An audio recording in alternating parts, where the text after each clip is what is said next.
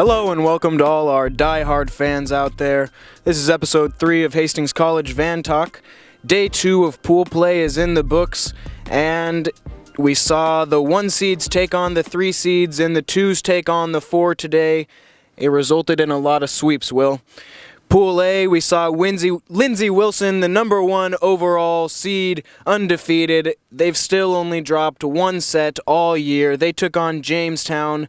The Jimmies took on Cornerstone yesterday and were able to handle them. I thought they were going to be able to give Lindsey Wilson more of a run for their money. No such luck. Lindsey Wilson wins it running away 3-0. Cornerstone also took on Texas Wesleyan. That one, more of the same, 3-0 in favor of Cornerstone. In Pool B, the number 2 overall seed took on Georgetown. Another sweep. And the second match in Pool B was Eastern Oregon against Our Lady of the Lake. Yet another 3-0 sweep.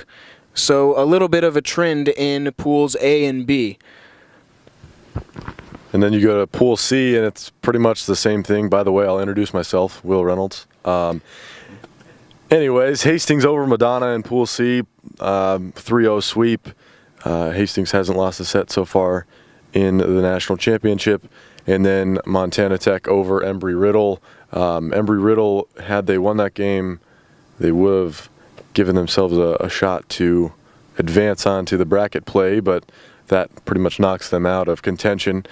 And then in Pool D, Dordt swept Northwest, and Northwest, unfortunately, in their first visit to the national championship, they are out 0-2. So they're playing their last game of the season tomorrow. And then Pool D, or the rest of Pool D there, Missouri Baptist, a thriller over Ottawa in 5 sets. The 5th set went to extras, 17-15. I know there was about 3 different commentators on that court, and it was just a wild ending to a great match, a comeback by Missouri Baptist. Pool E, we saw a little bit more of a switch up from the sweeping trend. Northwestern, the number 5 seed, took on Bellevue, split the first 2 sets. Bellevue looked really good in the second set, gave Northwestern a run for their money, but in the end, the Red Raiders were just too strong for the Bruins. They emerged victorious 3-1 and clinch a berth into the round of 16. The College of Idaho also took on Lourdes. They won that one in 3-1 fashion as well. In Pool F, Westmont took on Marion. That one went back to our trend. We saw a sweep, Westmont winning that one 3-0. A little bit of soccer terminology there. Throw it in every once in a while.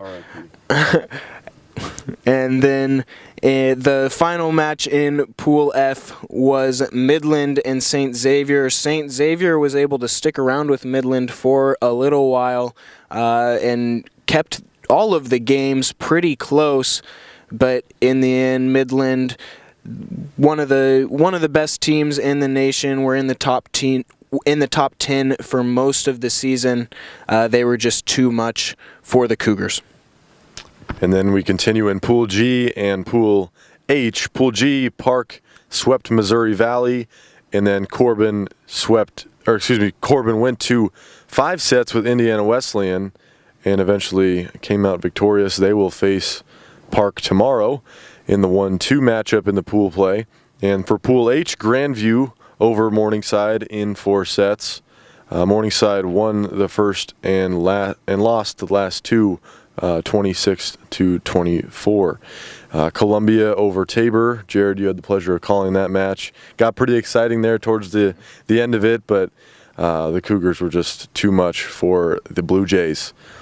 GPAC teams still undefeated, except for Morningside, I guess. So 8-1 overall in the tournament so far. 5-1. 9-1. 9-1? Math. What's math? They were 5-0 yesterday. 5 and yes, you're right. 5 teams. Okay, 9-1. So I was correct the first time, right? I don't know. Whatever, it doesn't matter.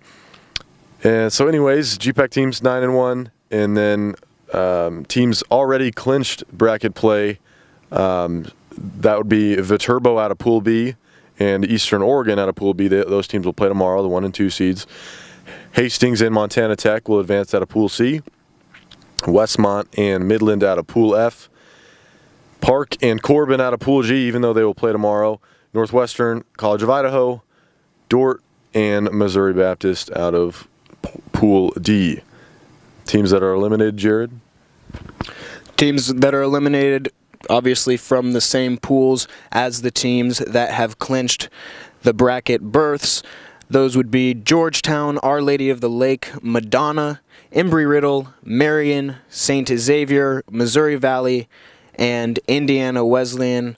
So some very good seasons put together by those teams, unfortunately coming to an end tomorrow as pool play will come to an end.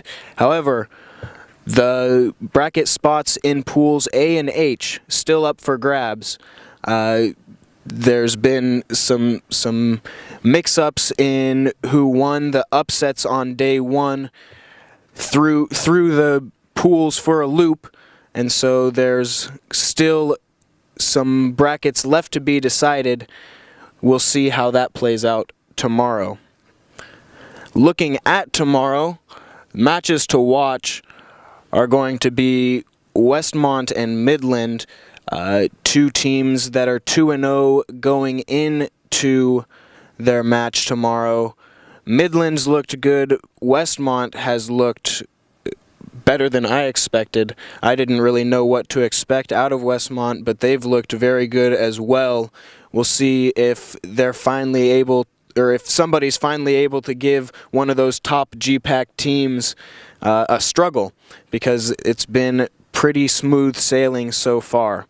Another one to watch for is Grandview versus Columbia. Columbia, after losing yesterday, ended up winning today against Tabor and will be playing against Grandview, possibly with a berth to bracket play on the line. And the games that I'm looking forward to are Northwestern and College of Idaho. Northwestern, obviously 2-0, College of Idaho 2-0. Both have lost sets in the national championship so far. College of Idaho coming out of the Cascade Conference. They're looking pretty good, and I think they have a good matchup against Northwestern. College of Idaho doesn't have the size that Northwestern has, but I think they're going to give them a run for their money.